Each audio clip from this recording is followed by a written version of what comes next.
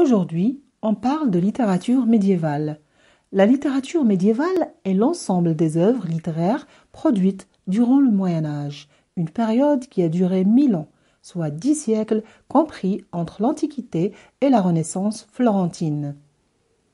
Les œuvres médiévales sont anonymes pour la plupart. En fait, une œuvre du Moyen Âge n'est pas le fruit du travail d'un auteur unique. Elle est le résultat de remaniements successifs d'auteurs qui ont plus tendance à remettre en forme les histoires déjà lues ou entendues qu'à en inventer de nouvelles. Même lorsqu'ils le font, ils attribuent fréquemment leur œuvre à un tiers illustre ou imaginaire. C'est pourquoi on ignore le nom des auteurs de nombreuses œuvres importantes. Le nom des auteurs commence à intéresser le public seulement à partir du XIIe siècle. C'est au Moyen Âge que la langue se transforme. On passe du latin vulgaire au roman, et le francien, dialecte d'Île-de-France, devient l'ancien français. À la fin du XVe siècle, les déclinaisons ont disparu et le français est presque moderne. Au Moyen Âge, la plupart des gens ne savent ni lire ni écrire. C'est pourquoi les jongleurs, qui sont des artistes professionnels itinérants, chantent et racontent des histoires de village en village. La chanson de geste. Le genre littéraire le plus ancien est la chanson de geste. C'est une épopée en vers qui apparaît au XIe siècle. La geste vient du latin gesta et signifie action d'éclat accomplie de caractère guerrier ou fantastique. Les chansons de geste racontent les exploits guerriers des chevaliers pendant des événements historiques. La chanson de geste la plus célèbre est la chanson de Roland. Elle raconte la mort tragique de Roland, neveu de Charlemagne. L'auteur de la chanson de Roland est inconnu. Littérature courtoise. Au XIIe siècle se développe la littérature courtoise. Elle a pour thème principal le culte de l'amour total, soumis, l'amour absolu, souvent malheureux. Le chevalier courtois combat pour sa dame, à qui il doit le service d'amour. Les romans courtois sont écrits pour un public de cour. Ils content des aventures amoureuses assorties d'exploits et les grandes dames raffinées préfèrent ces histoires d'amour aux récits guerriers.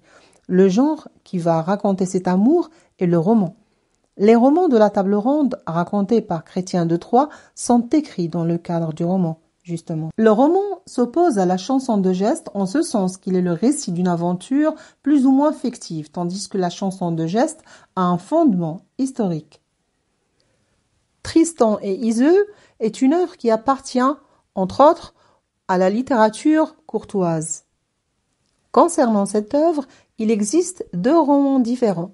Celui de Béroul, un jongleur dont le manuscrit, composé vers 1150, comprend environ 4000 vers.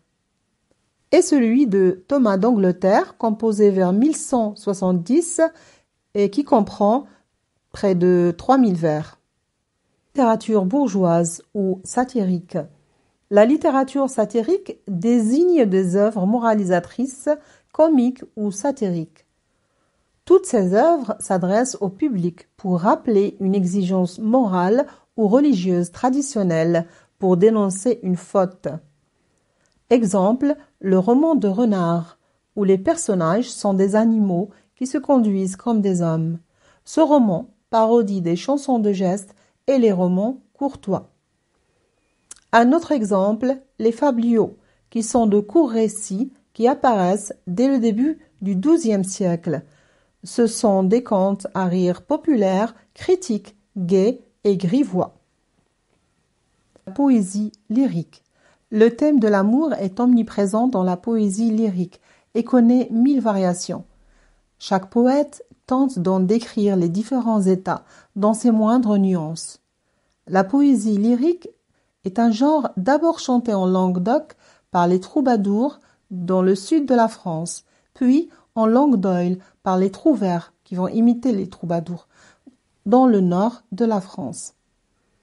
La poésie lyrique des XIIe et XIIIe siècles, destinée à être chantée, présentait une grande variété de formes, rigoureusement fixes comme la ballade ou le rondeau.